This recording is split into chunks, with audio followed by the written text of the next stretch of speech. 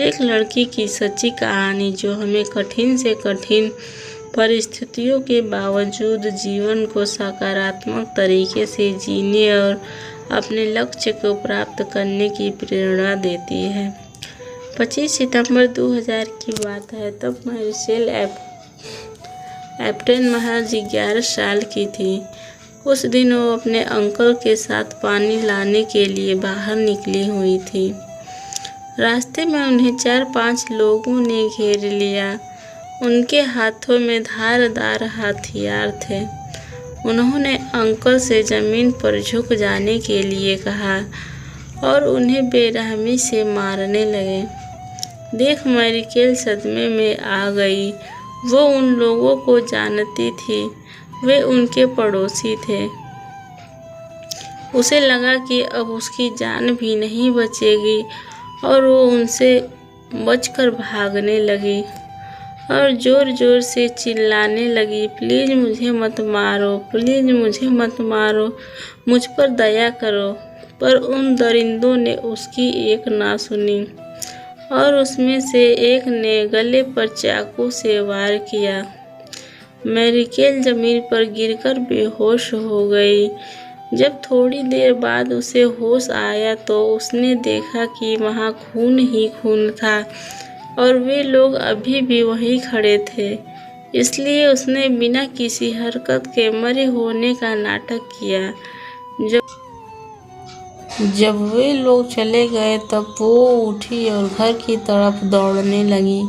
भागते भागते ही उसने देखा कि उसकी दोनों हथेलियां हाथ से जुड़ी लटक रही हैं। यह देख मैरिकेल और भी घबरा गई और रोते रोते भागती रही। जब वो अपने घर के करीब पहुंच गई तो उसने अपनी माँ को आवाज़ दी। बेटी की आवाज़ सुनते ही माँ को तुरंत एक कंबल में लपेटा और हॉस्पिटल ले गई।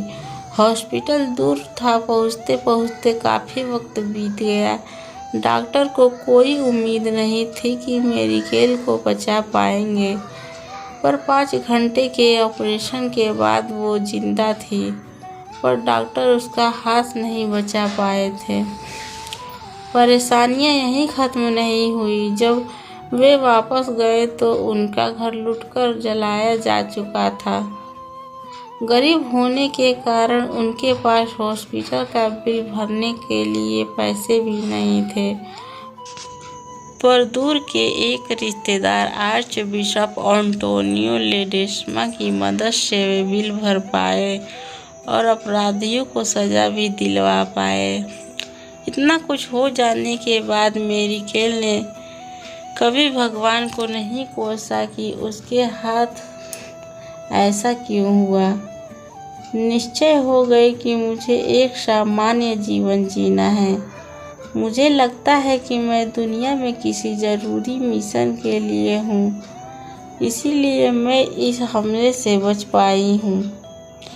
मैरिकेल ने हाई स्कूल की पढ़ाई पूरी की और 2008 में होटल मैनेजमेंट का कोर्स भी पूरा किया और बचपन से खाना बनाने का शौक के कारण 2011 में शेफ बनने की शिक्षा पूरी की। इतनी बड़ी सेलिब्रिटी के बावजूद जीवन में आगे जाने के जज्बे को आसपास के लोग नज़रअंदाज नहीं कर सकते थे और जल्द ही मैरिकेल को मीडिया हाईलाइट करने लगी।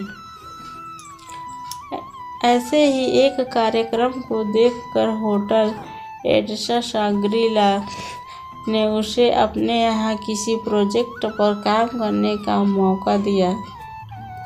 मदद के लिए सिर्फ तभी पुकारती है जब उन्हें कोई गर्म पात्र हटाना होता है या किसी शीशी का चिकना ढक्कन खोलना होता है।